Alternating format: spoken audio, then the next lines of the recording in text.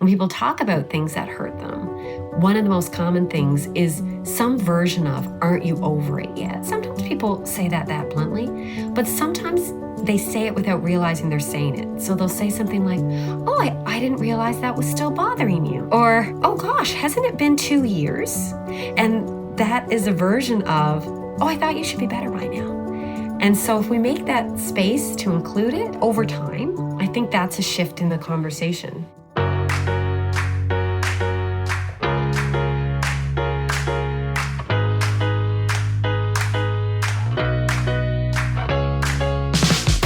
Welcome to The Lisa Show, where we take a good look at life.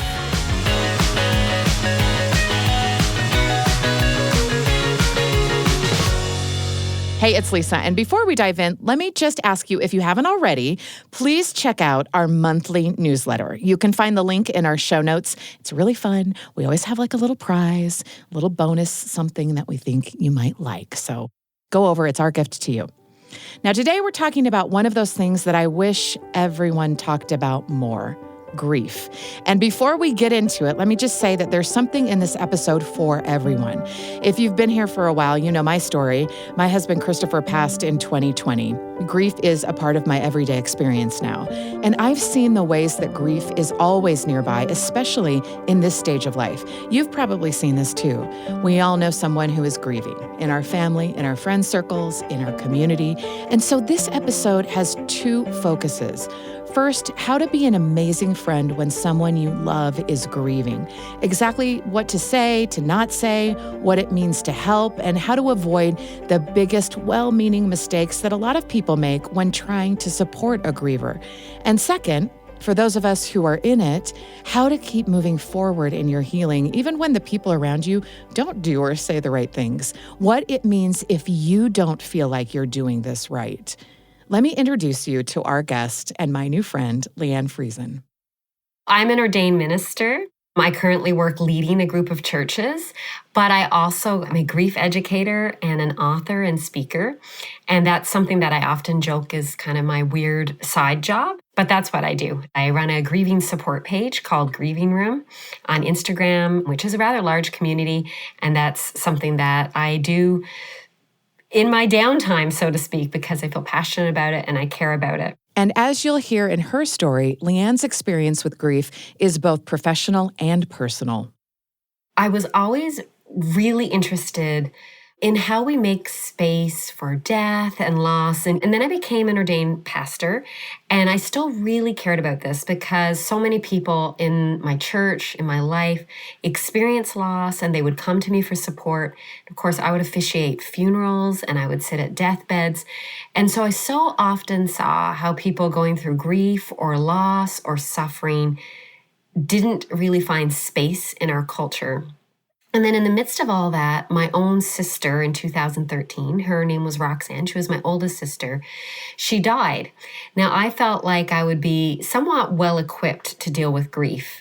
I dreaded it, but I thought, I share this often, I've got a bit of a head start. And then I discovered that I really didn't, that it was a really different experience when I went through it myself. And learning what I needed in that time really gave me insight even more into this sense of, wow, people really struggle to find space for grief and they struggle to support grievers. And I began more and more to study that more, went back and did more education. I got a certificate in death and bereavement, a post-grad certificate, began speaking about this more, writing about this more, and then ultimately deciding to start this Instagram page, Grieving Room, and write the book, Grieving Room, about giving grief room. When Leanne talks about giving grief room, she's referring to something that's difficult for most people to do, whether they're dealing with their own loss or trying to support someone else who's grieving.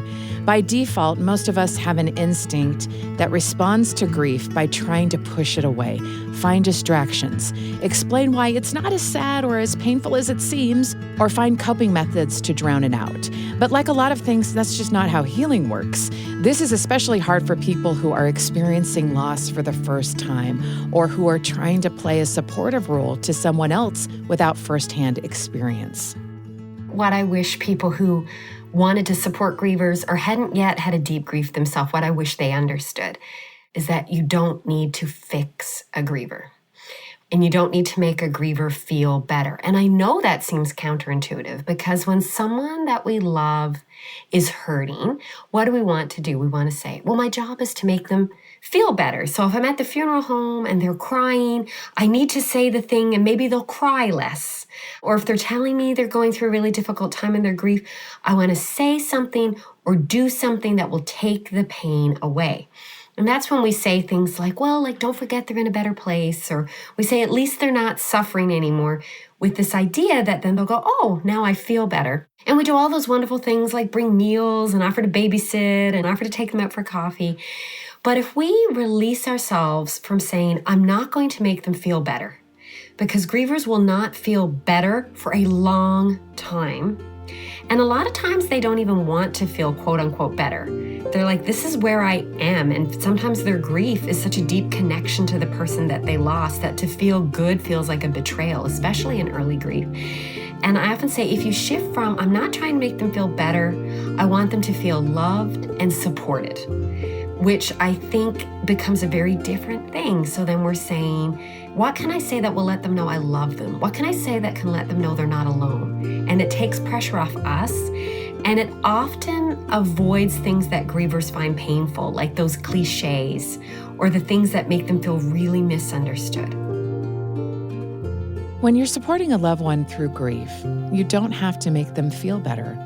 Not only that, but trying to make someone feel better could backfire because that's not the right goal. And it's my job to fix this mentality can do more harm than good. We can't control how someone feels their grief, but we can help them feel our love, and that's the right way to approach it. Leanne has some examples of what it looks like when people fall into the trap of trying to fix each other's grief and the difference it makes when we just love each other instead. We often encourage people, just don't think about it, or focus on the positive, or take your mind off it. So let me just give you one simple example. A friend of mine, after she lost a parent, she says, my husband, today we were going to go on this nice long bike ride. And I woke up and I was just weepy. And it just hit me. And he said, just try not to think about it. Don't let it ruin your day. And he said that lovingly, like in his mind, He was like, oh, now she's really sad and maybe this will ruin her day. So like, just don't think about it. Don't dwell on it. And that was really frustrating for her because he didn't understand that what she needed was room. And so what would room look like in that moment would be, oh, I'm sorry this is a tough day. What do you need? Or it could look like, oh, tell me about what's on your mind. What are you missing about him? Or do you need a little while and then we can reassess if we want to do the bike ride? Like if you want to go take some time and then we can decide. So it's making that space.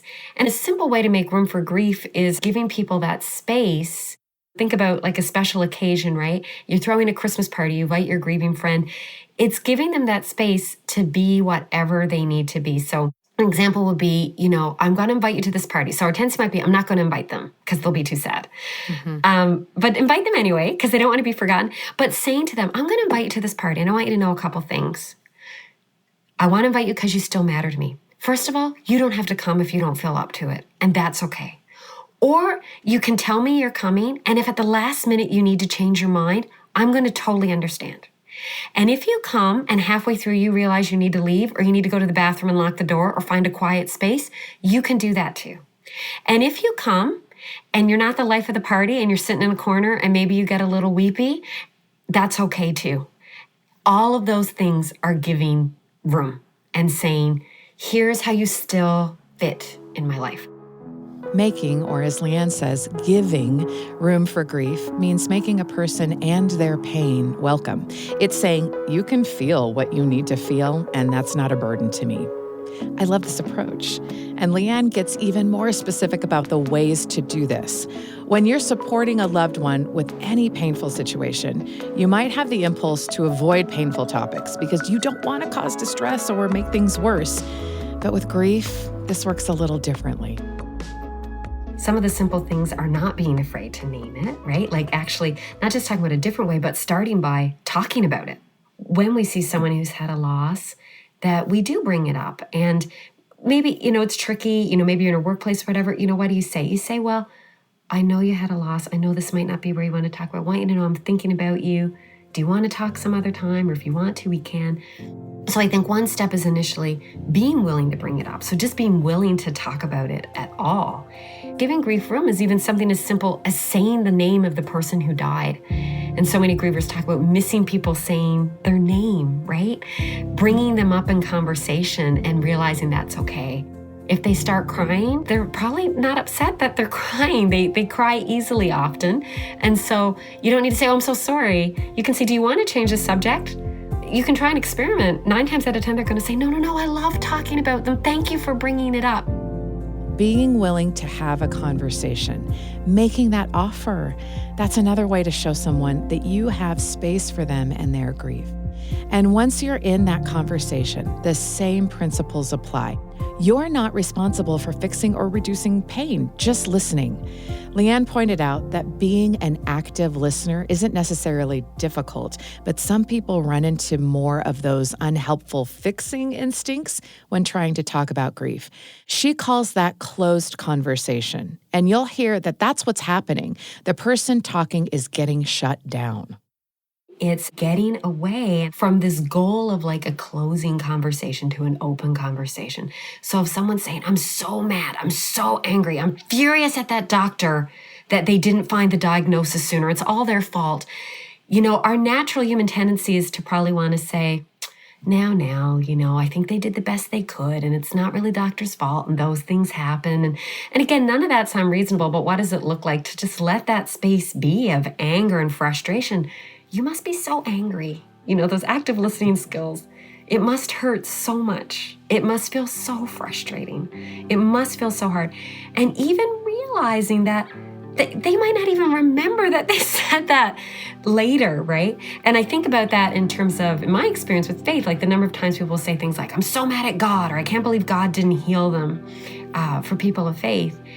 And how often people want to quickly fix it. Oh, don't talk that way. And, they're just letting out their very real feelings.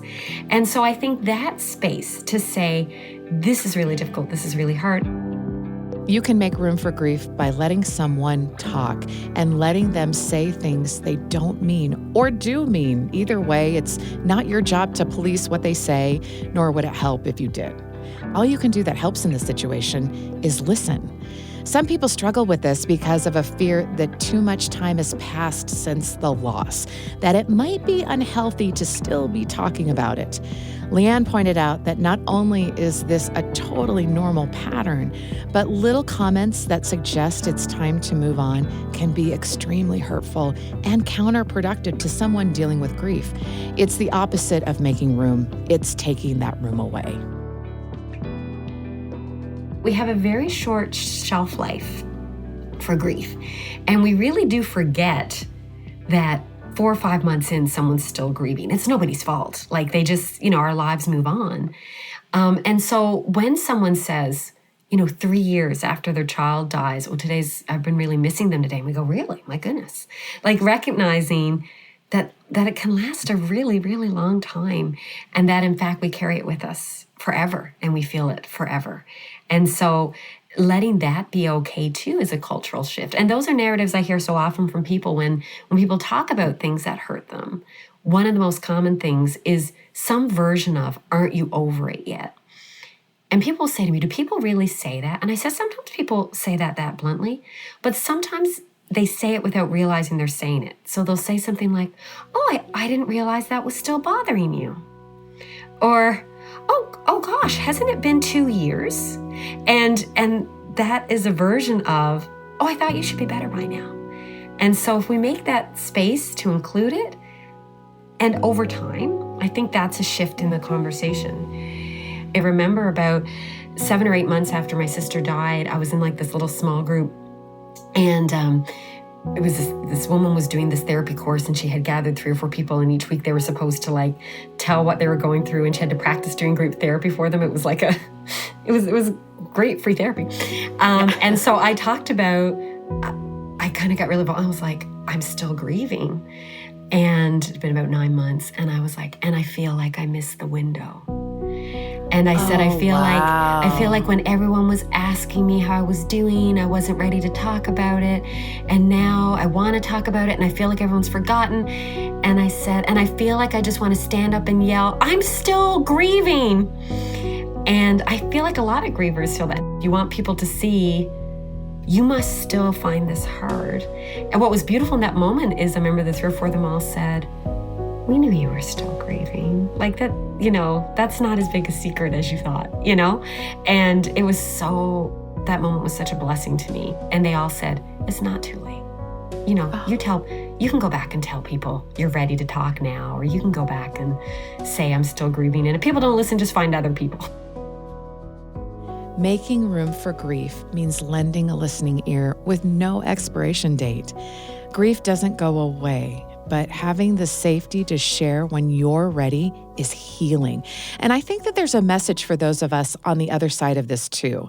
If you feel like you're carrying a secret because for whatever reason, it doesn't feel like the right time to talk about your grief, find people who will listen.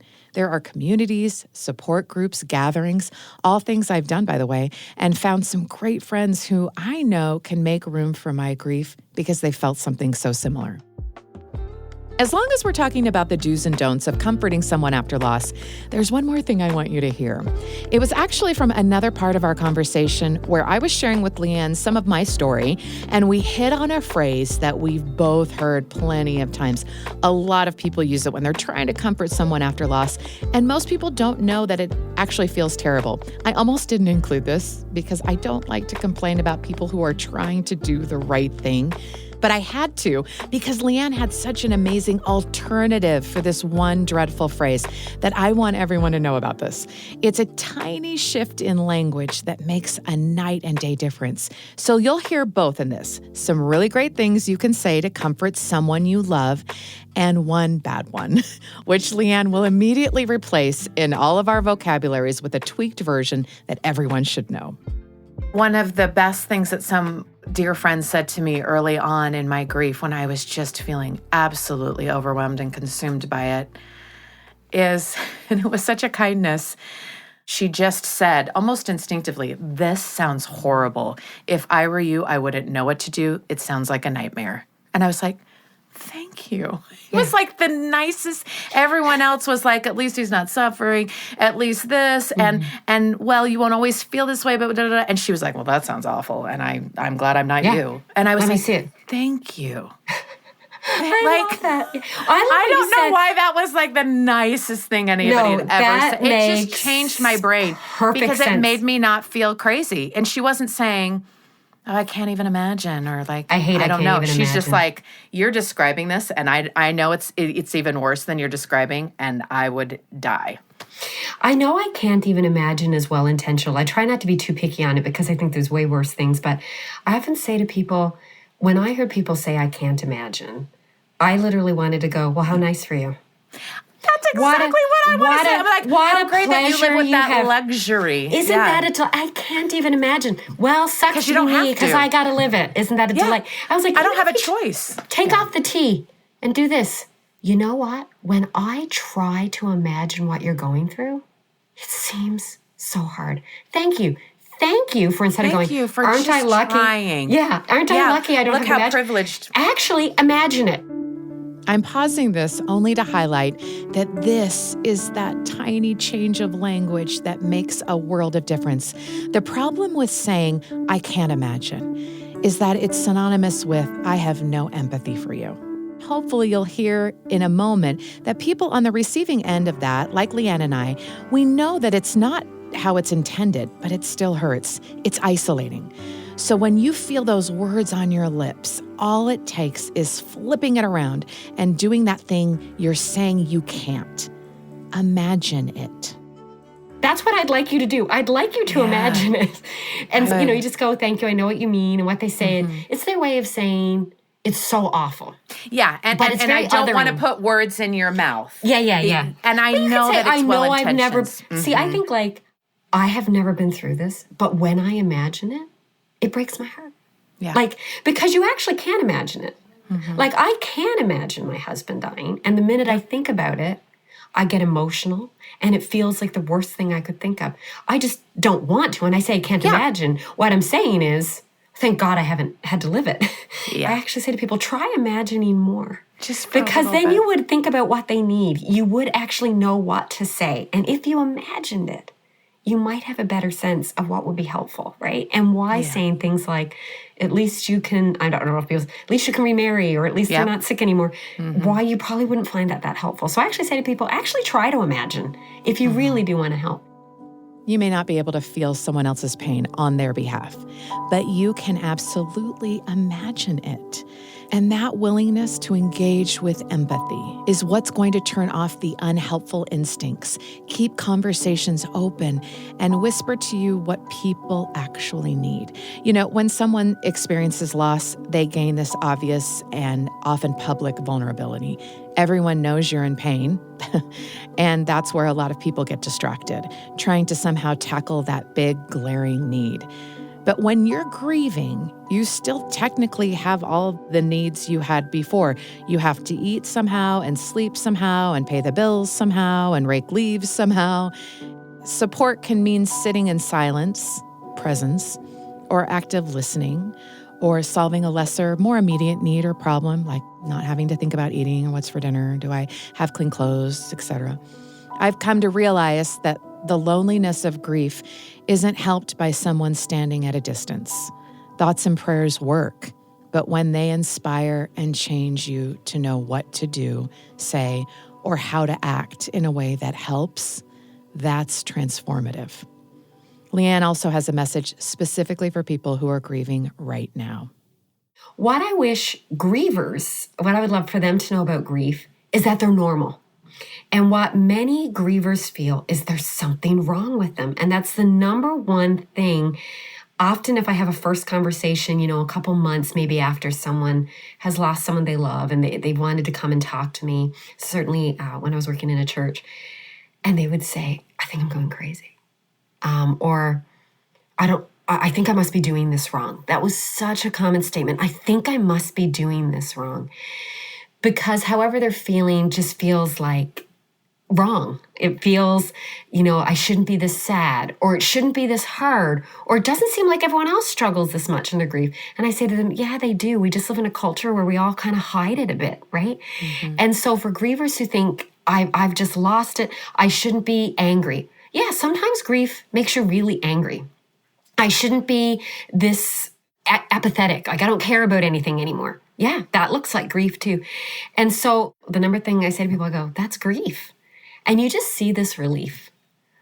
Oh, okay, that's grief too. Because we have this idea that we start grieving and we're really, really sad. And then every day we're a little bit less sad. But in fact, first of all, the sadness comes and goes and ebbs and flows, and there's good days and bad days. And secondly, grief can look like such a myriad of feelings besides sadness. Sometimes people cry a lot when they grieve. Sometimes people don't cry at all. And so there's this constant messaging that there's a certain right way to grieve. I don't know where it comes from, but we've all internalized it somewhere. And I would be hard-pressed to think of any griever I've worked with who hasn't had some version in their head of, this mustn't be right because it's too hard, it's too bad, it's too difficult. And the permission to say what you're feeling is grief, and grief is that hard and it is that difficult, and you'll get through it. But it makes perfect sense that you're finding it as hard as you are. It makes sense that this is so hard. Whether you're angry or sad or having a good day or lonely, there's not one right way to grieve. And Leanne is right. We live in a culture where a lot of grief happens behind closed doors. Thinking back on all the amazing advice that Leanne gave for what to say or not to say to someone who's grieving, how to listen and include and make room for grief in so many different ways, it strikes me how the unhelpful instinct, which says, I need to fix this, I need to avoid, distract from, explain away, reduce the pain of grief, isn't limited to people comforting their loved ones. I think we all do this to some extent. I remember I was told over and over and read over and over to feel my feelings and not be afraid of grief, to let the wave crash over. Some will knock me off my feet, others will just wash over.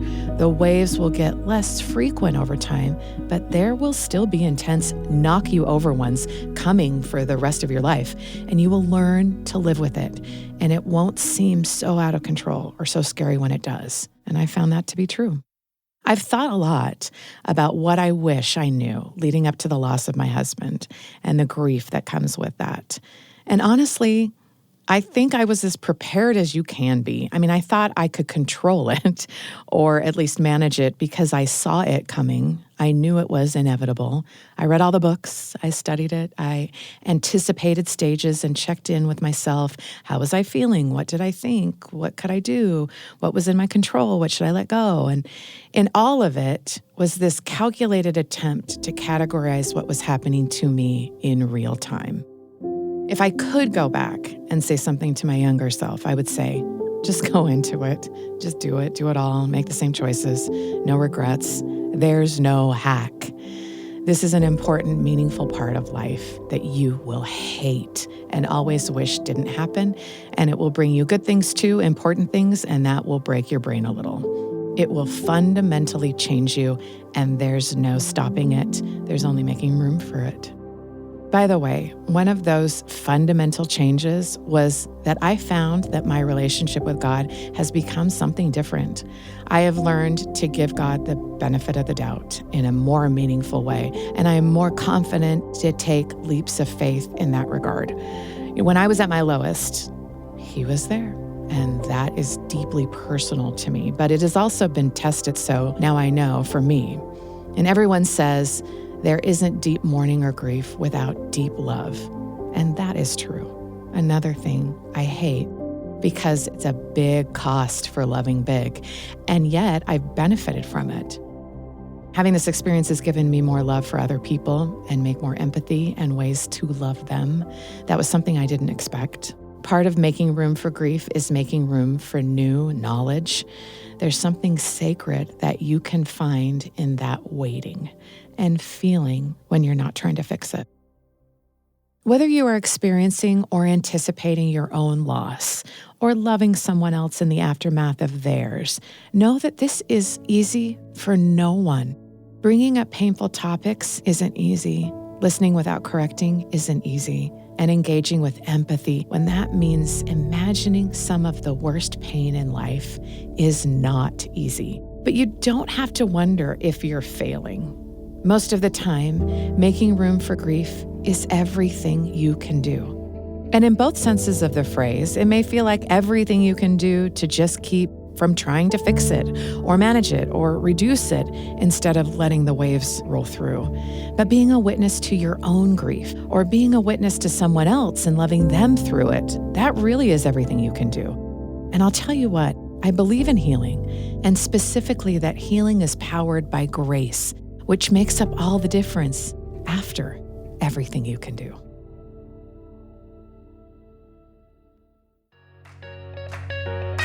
The Lisa Show is a production of BYU Radio, hosted by Lisa Valentine Clark. This episode was produced by Becca Hurley with help from Erica Price, Blake Morse, and Kenny Mears. Leanne Friesen is the author of Grieving Room, Making Room for All the Hard Things After Death and Loss, and the host of the popular grief support page Grieving Room on Instagram. She ministers and leads a family of churches in Ontario, Canada. Links to her work and to our newsletter will be in our show notes. Also, be sure to check out the new and improved Council of Moms wherever you listen. As always, thanks for your messages. We read them all, and thanks for listening.